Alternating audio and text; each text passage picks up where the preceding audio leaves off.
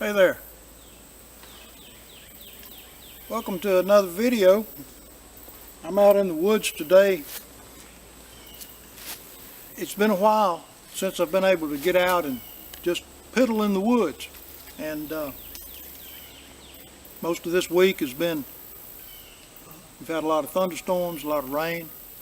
What's new in lower Alabama in the summertime?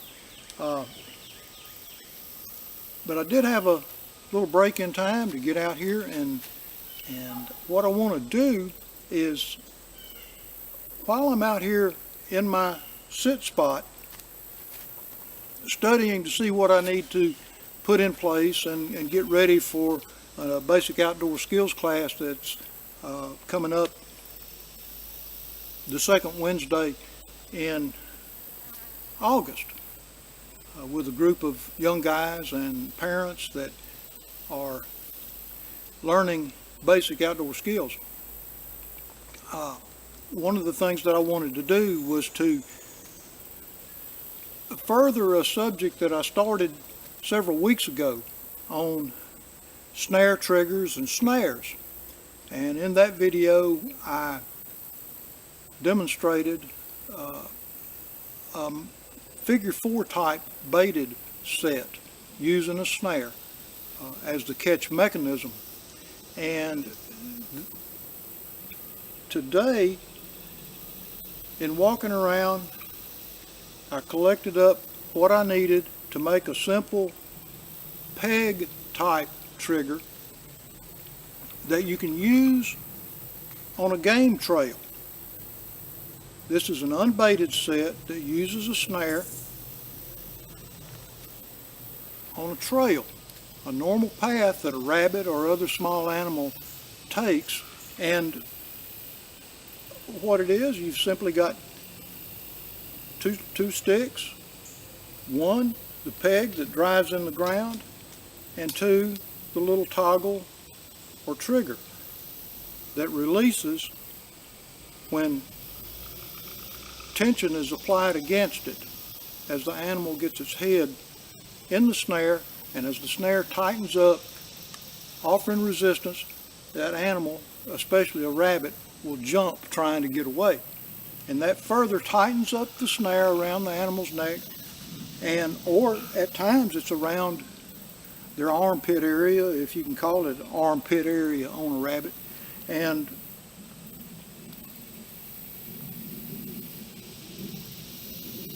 the spring pole keeps tension on it after the animal is in the snare, so the animal has less chance of getting out and will be there when you come after it to turn that animal into something to eat. So I'm going to get this thing set up and ready to go and show you how it works.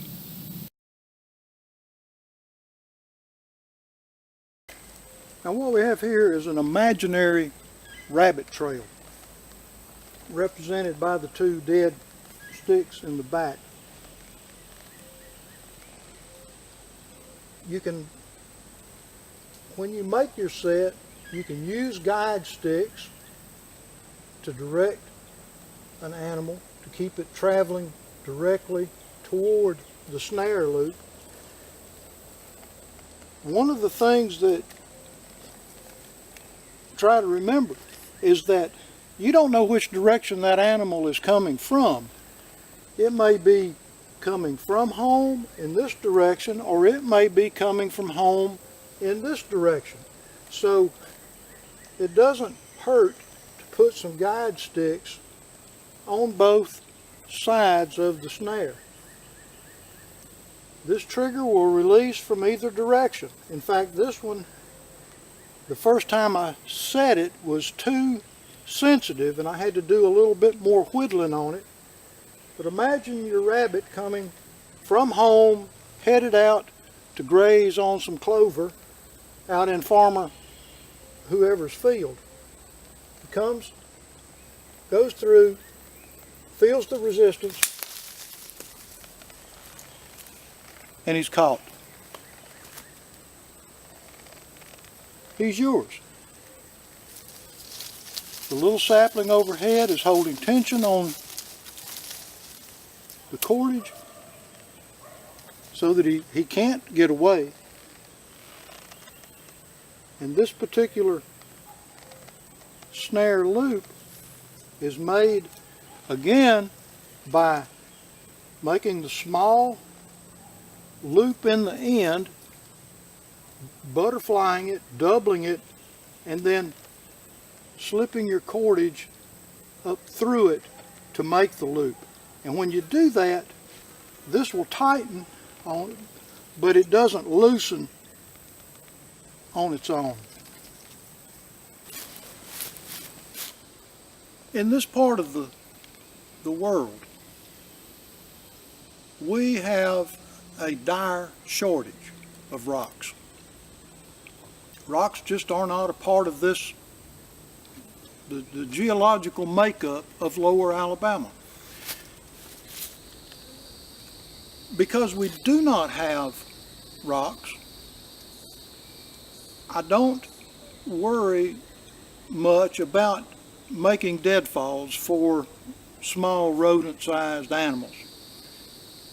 In order to make a deadfall that would crush a small rodent-sized animal, I would have to spend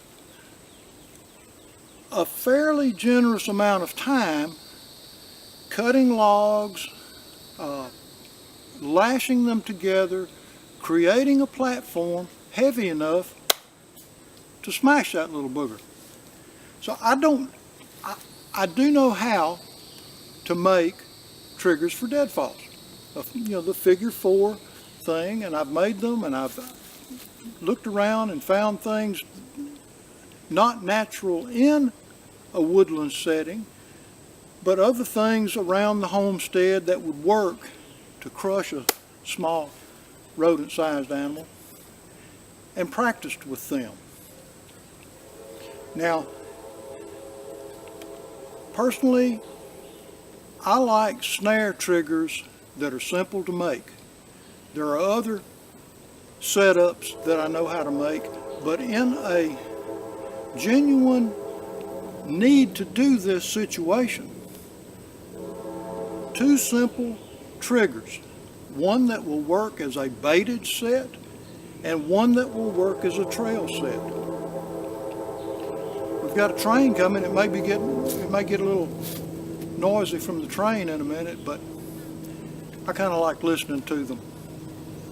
It makes me want to go that 1/4 mile through the woods and just walk along the track and see what I can find. Those 2 sets, a baited figure 4 that I can bait with something that will attract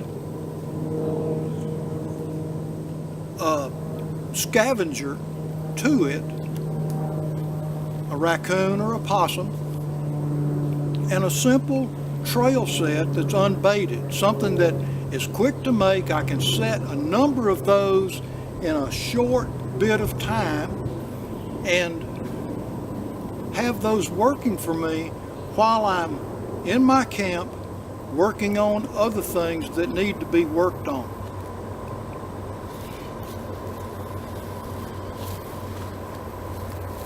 We've got some really interesting stuff coming up, and I can't divulge exactly what that is, but folks, we're excited. And in fact, the nature of these exciting things coming up in the near future are scary, because I'm basically a recluse. Making videos and being on any kind of public platform, well, how do I say, it's great to be here, but it's not my first nature. It's not I'm not compelled. There's nothing inside of me as an individual in my human composite that draws me to being in the public eye and being in any shape, form, or fashion the center of attention. That's just me. I've always been that way, and I've lived in the public eye, and I've done things publicly and that sort of thing, but the nature of the exciting things that we've got coming up in the very near future are kind of scary. But we're in it with both feet, and things are coming together in a faster than we thought they would, and we're going to be communicating some of that to you, I don't know, maybe next week, maybe the week after. So stay tuned. I've got an Instagram account.